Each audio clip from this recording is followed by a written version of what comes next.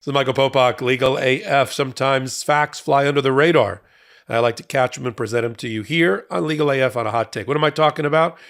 3 key witnesses against Donald Trump that used to work for him, used to be his lawyers, the heads of the Department of Justice, the head of the White House counsel, the deputy White House counsel, have all joined together to form a private law firm based in Washington and in California called Torridon. Torridon coming from the Gaelic word for place of transference. I think that's also a little bit of a poke in the eye of Donald Trump, who refused to transfer power, but we'll leave that for another hot take. Torridon Law Firm has announced that Bill Barr founded it, and I'm going to play you some clips to remind you what his testimony will be against Donald Trump when he was Attorney General for Donald Trump, and Pat Cippolone, who was the White House counsel working to advise the president at the time in the position of him being president. Didn't work for the campaign, but worked for the office of the presidency. Therefore, his main client was the person who occupied the Oval Office, who was Donald Trump, and Pat Philbin, who was the deputy White House counsel, along with Eric Hirschman. They formed that office together. Now, Philbin, Cippolone, and Barr are all together professionally in Washington working at a law firm. And it means something. It means that there is a group of, yes, Republican, but professionals who are ready to stand up against Donald Trump. That is to stand in stark contrast and in acute relief to another group of Republicans who are MAGA, who have formed a think tank and have joined a think tank in order to create a shadow government just in case there's the restoration of the Trump presidency. And so I think we need to have the counterweight to that. Because we cover so much on Legal AF and we do it in real time, incrementally, sometimes we lose sight of what's happening in the major cases against Donald Trump criminally and the witnesses that are against him. I've said only half in jest that in the Jack Smith case, which will go to trial, whether it's in March, April, or May, this immunity, absolute immunity for presidential misconduct rising to the level of criminal indictment is not going to fly either with the D.C. Court of Appeals nor with the United States Supreme Court. We will have a trial. However, we lose sight of who's going to be testifying. And I've only half joked that it'll be a couple of weeks. The only witnesses that the jury will see are former lawyers for Donald Trump, either the White House counsel like Pat Cipollone, Pat Philbin, Eric Hirschman, attorney generals like Bill Barr, acting attorney generals, Jeff Rosen, Richard Donahue, and that's just the group that's going to be coming in. Then his outside lawyers, many of them have lost their bar licenses and or stand as criminals, having pled guilty to crimes. Jenna Ellis, Ken Chesbrough, Sidney Powell comes to mind.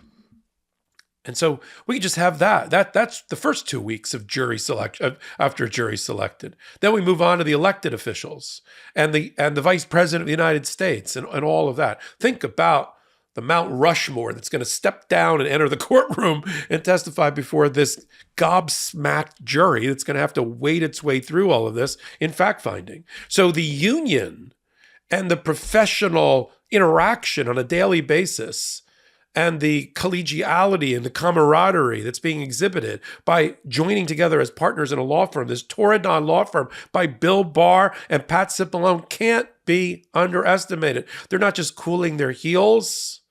They are preparing for the eventual day when they take the stand, raise their hand to swear to tell the truth, and testify against Don Trump. Period.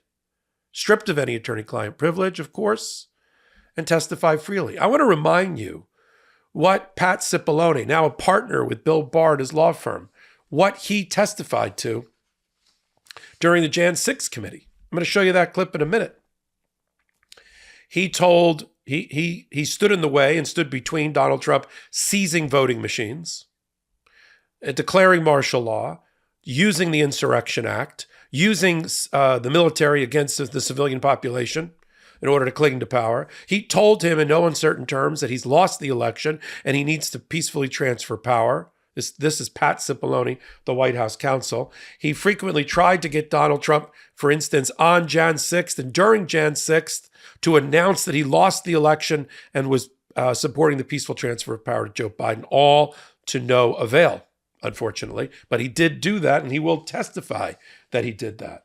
And so what I want to do, and he threw Sidney Powell, the others like Michael Flynn and Rudy Giuliani out of the White House in that December fateful meeting in December of 2020, and to get them out of the White House as they were promoting a combination of martial law, use of the Insurrection Act, and seizing voting machines until Pat Cipollone ran through the door, being tipped off by people like Mark Meadows and by Cassidy Hutchinson. So let me play a clip, and then I'm going to talk about Bill Barr next, and then we'll talk about this union, this law firm that's been created called Torridon. Let's play the Pat Cipollone clip first. As you've seen in prior hearings, President Trump's Justice Department, his White House staff, and his campaign officials were repeatedly telling him that there was no evidence of fraud sufficient to change the outcome of the election. And last week, we conducted an 8-hour interview with President Trump's White House counsel, Pat Cipollone. You'll see a number of excerpts of that interview today and even more in our next hearing. Mr. Cipollone told us that he agreed with the testimony that there was no evidence of fraud sufficient to overturn the election. I want to start by asking if you agree, Mr. Cipollone, with the conclusions of Matt Morgan and Bill Barr, of all of the individuals who evaluated those claims, that there is no evidence of election fraud sufficient to undermine the outcome in a particular state. Yes, I agree with that. And Mr. Cipollone also specifically testified that he believed that Donald Trump should have conceded the election. Did you believe, Mr. Cipollone, that the president should concede once you made the determination based on the investigations that you credited DOJ did and the campaign did? Did you, in your mind, form the belief that the president should concede the election loss at a certain point after the election? Well, again, I was the White House counsel. Some of those decisions are political. So to the extent that, but if your question is, did I believe he should concede the election at a point in time? Yes, I did. I believe Leader McConnell went onto the floor of the Senate, I believe in mid-December, and basically said, the process is done. That would be in line with my thinking on these things. As Attorney General Bill Barr testified, December 14th should have been the end of the matter.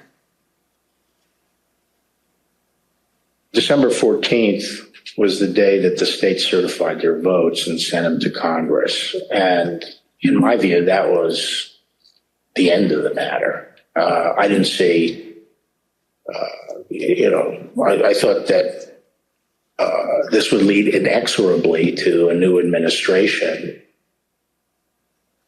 Mr. Cipollone also testified that the president's chief of staff, Mark Meadows, said he shared this view.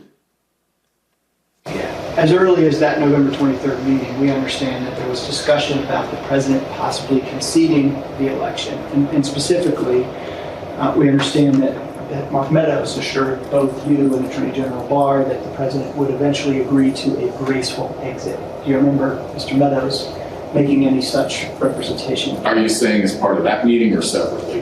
Again, without getting into that meeting, I would say that is a statement and a sentiment that I heard from Mark Meadows. I see. And again, do you know if it was on November 23rd or some point? Again, it was probably, around that time, and it was probably subsequent to that time. It wasn't a one-time statement. He is going to testify consistently, authentically, and with great gravitas to a jury that, as the White House counsel, whose number one responsibility was to give proper counsel as a control officer to the person who was president of the United States. He told them in no uncertain terms that he lost the election, told Trump that he needed to hand over power, he needed to call off the dogs that he had sicked onto the White House, that he couldn't use martial law, that he couldn't use the Insurrection Act, he couldn't seize voting machines, and he couldn't use the military against the civilian population. That's Cipollone. That's going to be a big day or two on the stand, wouldn't you think? Along with Pat Philbin, who's also his law partner, along with Bill Barr. Think about the people that joined together here. collectively, Barr, Philbin, Cipollone, all together in a law firm called Torridon, right? Which means place of transfer, place of transference. Think about that. The transmutation of these people trying to cleanse themselves of their experience working for Trump and trying to, having cleansed themselves, opening a law firm together as they bide their time until they become witnesses. Let's go to Bill Barr. Look, Bill Barr takes understandable flack for many things that he did. Keeping John Durham, the special counsel, in place to do the investigation related to the Russia hoax and investigating the Mueller report and all of that. He didn't cover himself in glory, not a shining moment. But when it came to Donald Trump and the peaceful transfer of power and getting that guy out of office, he did what he was supposed to do. And then he departed when he couldn't get the guy to acknowledge that he had lost Trump. He left the office himself. That's why we had a series of acting attorney generals and acting deputy attorney generals in the waning days. I'm talking about the last 30 days of the Trump administration. That's why you have that chaotic turnover within 30 days of acting and deputy acting attorney generals, is because Donald Trump was looking for somebody. It was like he was spinning the wheel and hoping it would land on somebody like Jeff Clark, who would help him do his bidding, right? It wouldn't tell him no, but would only tell him yes. And so Bill Barr testified at length to the Jan 6 committee and was also given news interviews. Let's look at a news interview when he's not under the glaring lights of being sworn in a testimony, and then we'll show you his consistent testimony with Jan 6. Let's roll the PBS interview. First, this is Bill Barr, new partner with Pat Cipollone and his law firm, with expected testimony against Donald Trump. Of the cases, because the conduct here involved trying to subvert and prevent the progress, the execution of probably the most important process and proceeding we have in our country, which is the peaceful transfer of power after an election. And what's being alleged here is that he knew that he lost the election. He knew that the claims of stolen election were false, and yet he decided he was going to try to stay in office by subverting that process, by putting out misinformation, but more important, by putting out these false panels of electors and presenting them to Congress and trying to push the vice president to make these decisions to suppress the legitimate votes. I mean, that was outrageous. And putting aside whether it's criminal or not, I don't see how the Republican Party could nominate someone who's capable of doing something like that. In your book, you cataloged the chaos at the end of Mr. Trump's time in office. You had unique access to him. You were familiar with his thinking, his thought processes. Did he know he was lying about election fraud? Initially I couldn't tell, but he didn't appear to really care about what the answers were, and he kept on repeating the same charges even after other people sat down, walked him through them, and explained that there was no problem with those allegations. And he kept on repeating them. He didn't really appear to care about the facts. But I have come to believe that he knew that he lost the election, because something I didn't know at the time when I was telling him that was that his own campaign was telling him that. In fact, I was concerned at the time that maybe his campaign was feeding some of this stuff to him. But on the contrary, I think everyone was telling him he lost. All right, there's an example, right? These are people that even Ivanka and Jared Kushner looked up to, like Bill Barr, and testified that way. Now, when Bill Barr had to be brought into the Jan 6 committee, I believe he testified truthfully. And when he testified in a way that he believes, and this is what you have to do when you're trying to establish mens rea, criminal mind for a criminal defendant like Donald Trump. You do it with circumstantial evidence. You do it with people's observations in the moment. And that's what we have with Bill Barr. And Bill Barr said he believes that Donald Trump knew that he lost. You heard it in that clip, right? That in the beginning, he would just not be impressed with the facts. He would just ignore the facts. But then eventually, Bill Barr is going to testify to the jury that he believes Donald Trump knew that he lost. And that goes to mens rea. Because if Donald Trump knew that he lost, then everything he did, all of his tactics to implement his strategy of staying in office and denying the will of the people is criminal, is willful, is corrupt, which is the heart of the indictment. Now, let's go to the actual testimony Also of what we can expect Bill Barr to do when he is sworn in under oath in front of a D.C. jury in March, April, or May of this coming year. Let's roll the clip about the Jan 6 testimony. Of fraud, made an effort to look into these to satisfy ourselves that they were without merit. And I was in the posture of trying to figure out, there was an avalanche of all these allegations of fraud that built up over a number of days, and it was like playing whack-a-mole because something would come out one day and then the next day it would be another issue. Also, I was influenced by the fact that all the early claims that I understood were completely bogus and silly and usually based on complete misinformation. And so I didn't consider the quality of claims right out of the box to give me any feeling that there was really substance here. For the first time since the election, the Attorney General spoke personally with the President on November 23rd, and this was at the White House. Let's play the video, please. So on November 23rd, I hadn't spoken to the President since the election, and in fact, as I said, since the middle of October, roughly. And it was a little getting awkward because obviously he had lost the election and I hadn't said anything to him. And so Cipollone said, I think it's time you come over here. And so I came over to meet with the President in the Oval Office, and Meadows and Cipollone were there. And the President, and this is leading up to this conversation with Kushner, the President said there had been major fraud and that as soon as the facts were out, the results of the election would be reversed. And he went on this for quite a while, as he's prone to do. And then he got to something that I was expecting, which is to say that apparently the Department of Justice doesn't think that it has a role of looking into these fraud claims. So I said, that has to be the campaign that raises that with the state. The department doesn't take sides in elections, and the department is not an extension of your legal team. And our role is to investigate fraud, and we'll look at something if it's specific, credible, and could have affected the outcome of the election. And we're doing that, and it's just not. They're just not meritorious. They're not panning out.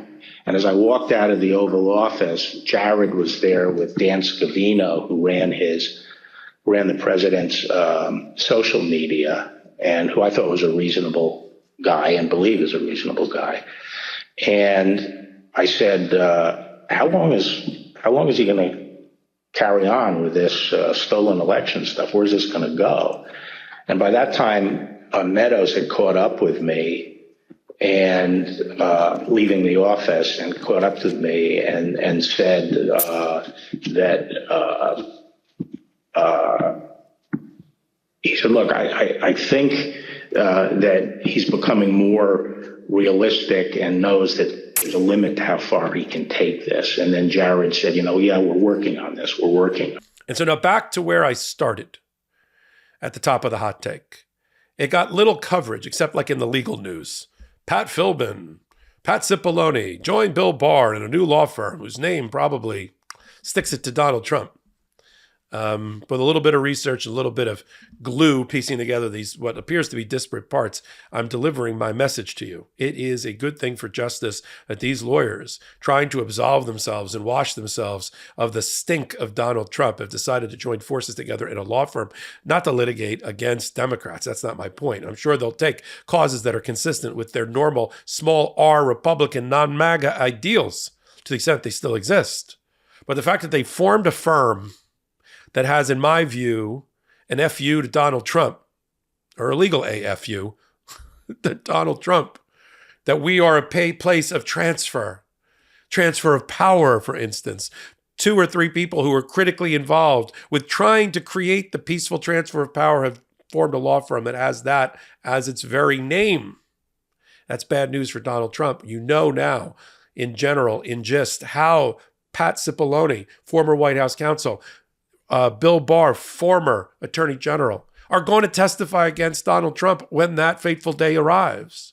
That day that Donald Trump continues to try to delay the inevitable. He doesn't want that train to make the station. He does everything he can. He's blowing up the tracks with dynamite, right? He's trying to divert it. He's pulling the rail. He's trying to switch tracks, right? The bridge is out ahead, but that train is going to make it.